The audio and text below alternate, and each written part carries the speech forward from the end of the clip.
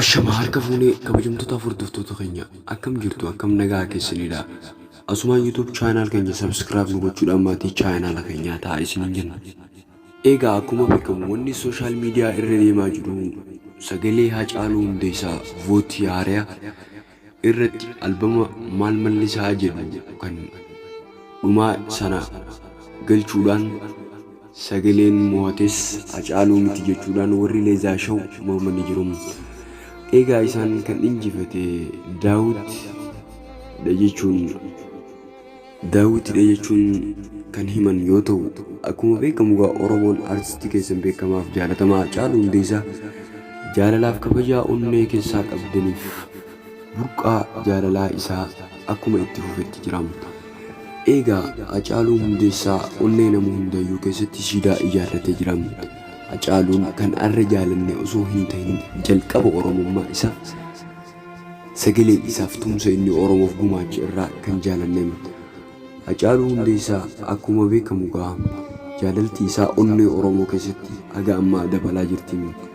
Haacaaluu Hundeessaa akkuma beekamu sirba isaa maal mallisaa kan jedhu leezaa shaw injifatus kunoo alagaan mataa gannu qabdi. Egaa tumsa barbaachisu goonee Haacaaluu Hundeessaa fi maatii isaaf tumsa addaa aagoonu.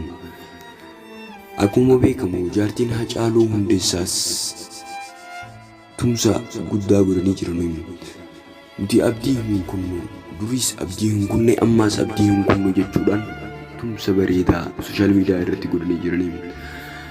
Egaa akkuma beekamu hawaasonni kabajamoo keessan Jawaar Mohaammed arraan tana kan gaggeeffamu yoo ta'u, akkuma beekamu namoonni hundi abdiidhaan haasawaa kana eegaa jirtaniif Jawaar Mohaammed haasawaa kana akka abdiin eegdan waan beekuuf bareechee qabatee isiniif dhufee jira.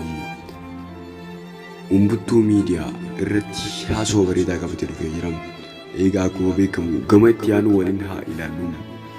Dinqisaa Dabalaa irratti ajjechaan raawwiin halkan waan gaggeeffameef Dinqisaa Dabalaa ol ba'ee Oromoo koona dhagayaa naaf tumsaa jechuun dubbatanii jiraniin garuu isin calliftanii itti ilaaltanii.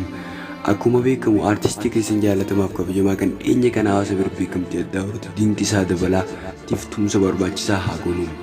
Daawwattootaaf hordoftoota keenya hanga walitti deemuutti nagayaan tura.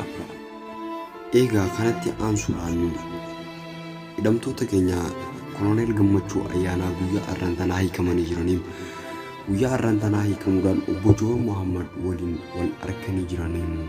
Egaa akkuma beekamu Koloneel Gammachuu Ayyaanaa simannaan ho'aan godhamee fi jaalalaaf kabajaan simatamee jira.